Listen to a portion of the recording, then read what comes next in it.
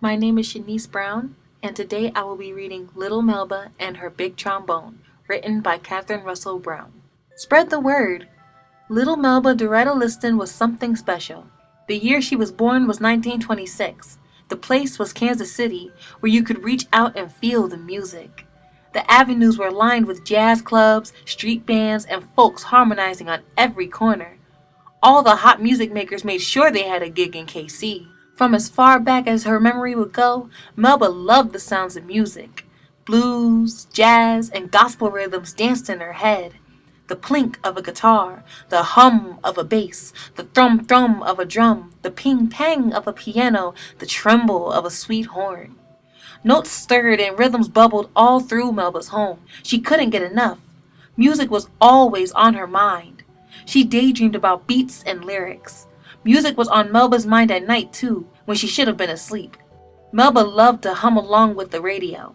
Sometimes the music sounded so good she cupped her ear to the majestic and closed her eyes. She especially loved Fats Waller, with his growly voice and booming piano. The player piano came alive when Melba's kinfolk stopped by. While Melba pedaled, her aunties danced around the room. With all that music flying by, Melba wanted to create her own sounds. When she was 7 years old, she decided to sign up for music class at school.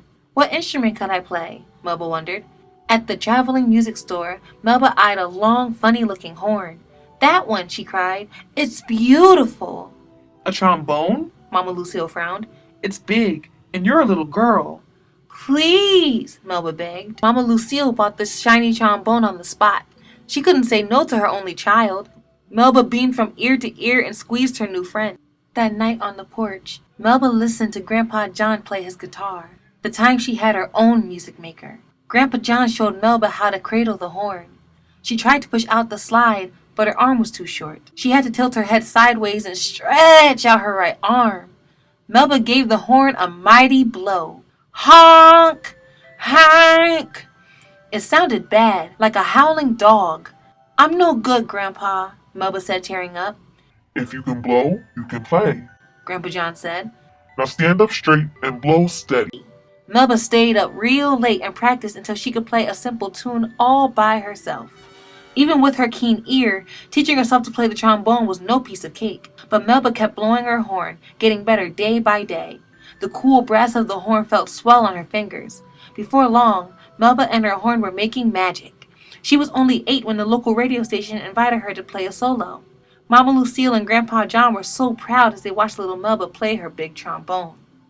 Hard times hit rock bottom in 1937. That's when Melba and her mother moved to Los Angeles. The long train ride took them 5 states west and worlds away from Kansas City.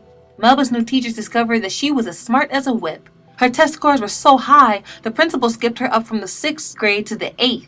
In high school, Melba joined Alma High Tower's famous after-school music club. Melba quickly became the star player in the club's band, the Melodic Dots. The other club members struggled to keep up with Melba. Jealous boys called her bad names. She tried not to care, but way down deep the names hurt. Melba used her horn to turn all those hurt feelings into soulful music. Melba's talent kept growing.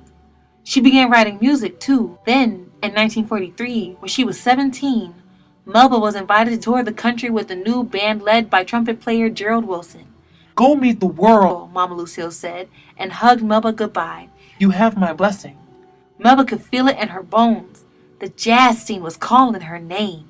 Traveling with the band was a thrill. Each city from Salt Lake to New York was an eyeful of something new. Melba became a master musician. She composed and arranged music, spinning rhythms, harmonies, and melodies into gorgeous songs. And when Melba played the trombone, her bold notes and one-of-a-kind sound mesmerized the crowd. Still, Melba was lonely. She was the only woman in the band. Some of the men were cruel. Others acted as if she wasn't even there. Melba let the music in her head keep her company. Rough times came when Melba traveled down south with singer Billie Holiday and her band. Some white folks didn't show good manners towards folks with brown skin. Hotel rooms were hard to come by, and the band members often had to sleep on the bus. Restaurants didn't always want their business. In the clubs, audiences sometimes just sat and stared at the band or didn't show up at all. Discouraged, Melba almost walked away from her trombone for good. But Melba's fans won't let her quit. By the 1950s, all the cool jazz musicians wanted some Melba magic. Dizzy Gillespie, Duke Ellington, Quincy Jones, and more. They wanted to be on the bandstand with Melba and her divine horn. They wanted to play Melba's music. Melba and her music trotted around the globe, dazzling audiences and making headlines in Europe, the Middle East, and Asia. All her life, Melba kept composing and arranging music, kept making her trombone sing. So spread the word. Melba Doretta Liston was something special.